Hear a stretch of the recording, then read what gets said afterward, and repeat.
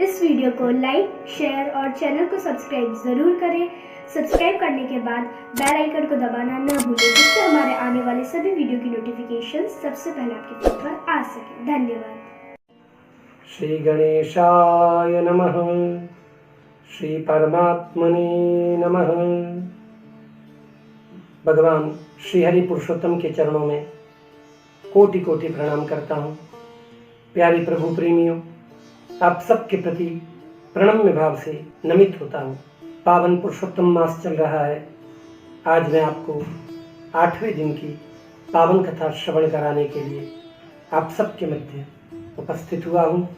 आप श्रद्धा, भक्ति और विश्वास के साथ इस पावन कथा का श्रवण करें और पुण्य लाभ प्राप्त करें। एक समय की बात है, एक नगर में 2 भक्तिमती धर्मिष्ठ स्त्रियां रहती थी, जिनका नाम धनीबाई और मनीबाई था, जिनको लोग धनबाई और मनबाई के नाम से जानते थे।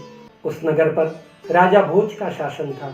राजा भोज बड़े दयालु, प्रजावत्सल और प्रभु प्रेमी थे। दिन भर राज कार्य करते, रात्रि के समय वेश बदलकर नगर में भ्रमण करते और नगरचर्या करके ये पता लगाते कौन कष्ट में है, किसको क्या दुख है। इन सभी बातों की जानकारी वो ठीक ठीक पता करके दूसरे दिन उस व्यक्ति को राज्यसभा में बुलाते और उसे धन देते, उसके कष्ट को दूर करने का पूरा प्रयास करते। राजा धार्मिक थे, इस कारण उस नगर में सभी धार्मिक अनुष्ठान, सभी धर्म उत्सव बड़े हर्षोल्लास के साथ मनाए जाते थे। समय रहते पुरुषोत्तम मास आया। उस नगर के सभी धर्मिष्ठ नर नारी भक्ति और श्रद्धा पूर्वक सरोवर तट पर जाते, स्नान करते और पवित्र कांठागौरी की पूजा करते। भगवान पुरुषोत्तम मास का भजन करते, गाते बजाते घर आते। इस तरह पूरे नगर में भक्ति का वातावरण हो गया। धनबाई और मनबाई दोनों साथ में सरोवर तट पर स्नान करने जाती हैं और पवित्र सरोवर में स्नान करके सविता सूर्य नारायण से धनबाई प्रार्थना करती है, हे प्रभु, फले जो भोज भूपाल, अर्थात मुझे राजा फलित हो। वहीं पर मनबाई भगवान सूर्य नारायण से प्रार्थना करती है कि प्रभु कब मिलेंगे, प्रभु की कृपा कब होगी। दोनों क्या मंतव्य भिन्न भिन्न था। उसी तट पर राजा की एक विश्वास पात्र दासी भी नित्य स्नान करने आती थी। दासी सोचती थी, ये धनबाई नित्य स्नान के उपरांत राजा जी का नाम लेती है, भगवान की जगह राजा जी का नाम क्यों लेती है। ऐसा विचार करके वह राजमहल गई और जाकर राजा जी को सारी बात बता दी कि हे राजन, एक धनबाई नाम की स्त्री है, नित्य स्नान करने के उपरांत आपका नाम उच्चारण करती है। राजा भोज सोचने लगे, मुझे लगता है संभावित उस धनबाई को धन की आवश्यकता हो। हम उसे कल राज्यसभा में बुला के बहुत सारा धन देंगे। ऐसा मन में संकल्प किया और अपनी दासी से कहा, हे दासी, तुम कल धनबाई को आमंत्रित करो। दासी धनबाई को न्योता देने आई और कहने लगी, राजा जी ने आपको याद किया है। धनबाई तो प्रसन्न हो गई कि भगवान पुरुषोत्तम ने मेरी प्रार्थना सुन ली, मुझे राजा जी ने बुलवाया है। ऐसे तैयार होकर वह राज्यसभा में पहुंची। मन में विचार कर रही थी, राजा जी मुझे हीरे, माणिक, पन्ना, मोती, सोने की मोहरें देंगे, किंतु ऐसा कुछ भी नहीं हुआ। राजा ने 15 सेर वजन का एक बहुत बड़ा तरबूज उसके हाथ में दिया।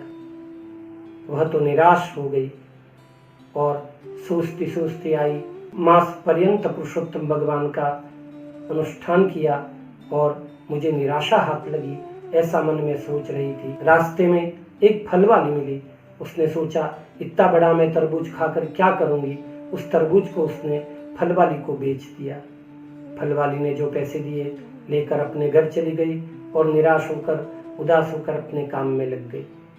वहीं मनबाई अपने घर से निकली, सायंकाल कुछ फल इत्यादि खरीदने के लिए वो फल खरीदने गई। उसने केले खरीदे और उसे तरबूज दिखा तो उसके मन में इच्छा हुई कि बहुत दिनों से तरबूज नहीं खाया, तरबूज भी ले लेती हूँ। फल वाली से कहा, ये तरबूज कितने का है। फल वाली ने कहा, आप 20 रुपए दीजिए और ये तरबूज को ले जाइए, तरबूज मीठा होगा। मनबाई ने सोचा, बहुत बड़ा तरबूज है, थोड़ा सा मैं खाऊंगी, बाकी पड़ोस के बच्चों में वितरित कर दूंगी।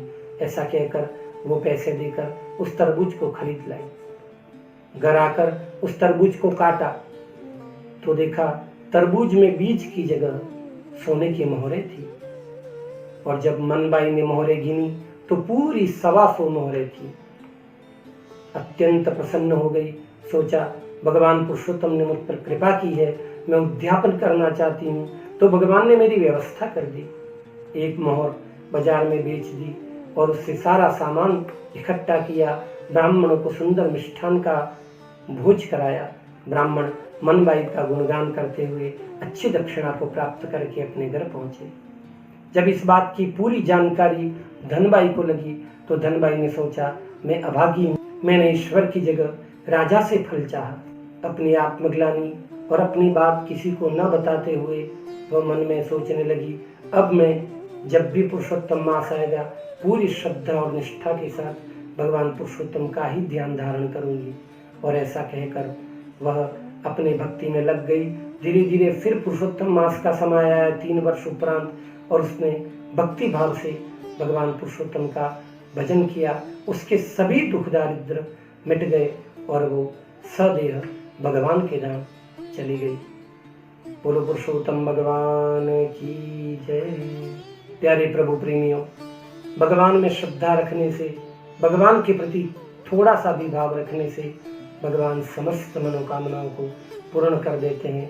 जिस तरह मनबाई ने भगवान श्री हरि को चाहा तो हरि ने धनबाई के हाथ में आया हुआ धन मनबाई को दिलवा दिया। इस तरह ईश्वर को चाहने पर ईश्वर की कृपा प्राप्त होती है, और मनुष्य को चाहने पर मनुष्य का फल ही मिलता है, और वो फल भी दैववश अपने हाथ से कहीं अन्यत्र चला जाता है। बोलो पुरुषोत्तम भगवान की जय। कृष्ण कन्हैया लाल की जय। आज के लिए इतना ही। कल पुनः आप सभी के लिए मैं 90 दिन की पावन कथा लेकर उपस्थित होऊंगा। तब तक के लिए आप सभी को प्रणाम। जय श्री कृष्ण।